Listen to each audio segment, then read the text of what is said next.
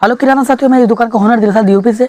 आज हम बात करेंगे, अगर आपकी दुकान नहीं चल रही तो करें ये उपाय, आप महीने का 20,000 रुपये कमाएंगे, जो शायद आपको कोई नहीं बताता होगा। जो मैं आपको बताने जा रहा हूँ, सीधे टॉपिक पे आता हूँ और मैं आपको बताऊंगा कि देखिए, जो नए किराना दुकानदार हैं उनके साथ में अक्सर क्या होता है, उनकी जो दुकानें होती है उनकी सेल अचानक से रुक क्यों जाती है, क्या वजह होती है। जो सामान होता है, जो चीनी होता है, जो दालें होती है, वो पूरा नहीं होता है। क्योंकि आपको ये पता होगा, यानी कि 1 किलो और आधा किलो दाल या चीनी कमी रहता है, तो हम नए दुकानदार को बहुत सारी प्रॉब्लम्स होती है कस्टमर को सामान देने में। और कस्टमर को ये चाहिए कि 2 पॉइंट ज़्यादा ही रहे, यानी 2 पॉइंट ज़्यादा ही चाहिए उनको। क्योंकि देखिए, इस केस में हम नए दुकानदार को दिक्कतें होती हैं। दिक्कतें कैसे होती है? क्योंकि देखिए, जो पुराने दुकानदार हैं वो उनको सब पता होता है और वो सब कुछ करा के बैठे होते हैं, लेकिन हम नए दुकानदार को बहुत सारी दिक्कतें होती है। ये चीज़ें नहीं पता होती है कि हम लोग क्या ऐसी चीज़ करें जो हमारा भी महीने का 20,000 रुपये इनकम हो सके, 20,000 रुपये हमारा सेल हो सके, जो हमें ज़्यादा प्रॉफिट, ज़्यादा मार्जिन हो। क्योंकि देखिए, ये चीज़ को नए दुकानदार को नहीं समझ पाते हैं। क्योंकि मैंने 1.5 साल नहीं समझ पाया था इस चीज़ को। जब मैंने दुकान ओपन किया था, 1.5 साल को मैंने इस चीज़ को नहीं समझ पाया कि किस तरह से पैसा ज़्यादा कमाया जाता है और किस तरह से कस्टमर बनाया जाता है। क्या आप भी एक नए किराना दुकानदार हैं और आपको भी इस चीज़ से दिक्कतें हो रही है, यानी कि सामान देने पर, है ना, जो आपका सामान होता है, जो आपका प्रोडक्ट होता है, यानी कि जब भी आप सामान लाते हैं, इस कट्टे के अंदर जो दाल होता है या फिर चीनी होती है पूरा नहीं होता है, यानी उसमें कमी होता है।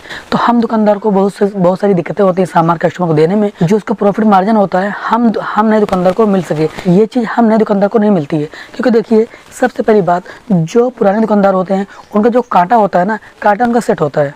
अब यकीन मानिए, अगर आप एक नए किराना दुकानदार होंगे तो आपको ये चीज़ें पता होगी। क्योंकि देखिए, जो पुराने दुकानदार होते हैं, जो उनका कांटा होता है, उनका कांटा सेट होता है। जब भी आप सामान लाते होंगे, आप एक बार जरूर ट्राई करके देखिएगा।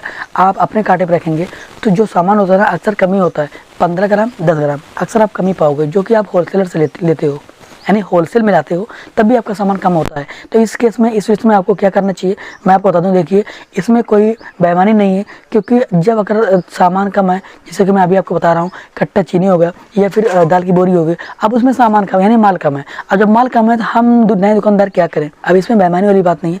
बात ये होता है कि हम नए किराना दुकानदार उस चीज़ को, उस सामान को कैसे पूरा करें। और हम नए दुकानदार को नुकसान होता है।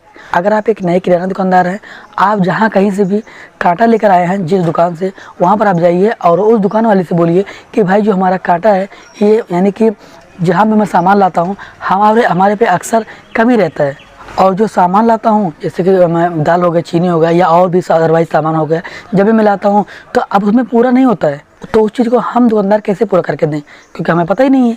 अब जो पुराने किराना दुकानदार हैं उनको ये चीज़ें पता है, क्योंकि वो सेट करा के बैठे हैं पहले से ही।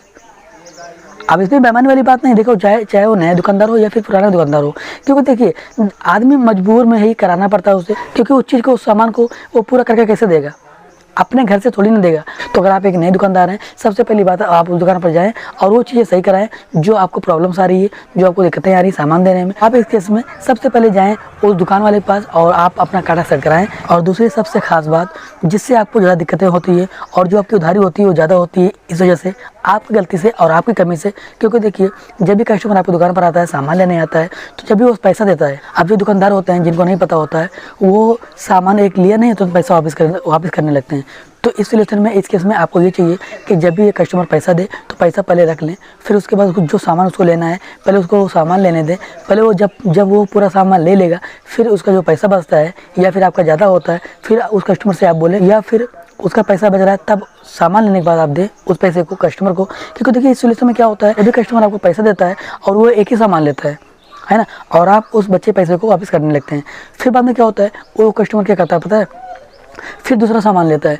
अब वो क्या करता है, अब दूसरे सामान के लिए उसके पास पैसा है, लेकिन पैसा वो निकालता नहीं है। बोलता है, भाई थोड़ा मेरे जेब में रहने दो, फिर बाद में आके दे दूंगा या फिर कल दे दूंगा।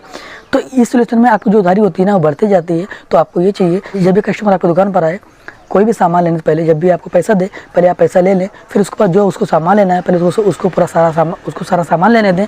जब वो सामान लेके फारिग हो जाए, जब वो सामान पूरा ले लें, तभी आप पैसों को वापस करें। और भाई, हमें ज़्यादा से ज़्यादा सपोर्ट कीजिए, ताकि मैं आप सबके लिए ऐसे अच्छी वीडियो बनाते रहूँ। तो आशा करता हूँ इस वीडियो के माध्यम से मेरी बताई गई जानकारी से आप सहमत होंगे। आज की वीडियो तक फिर मिलेंगे एक नई वीडियो में।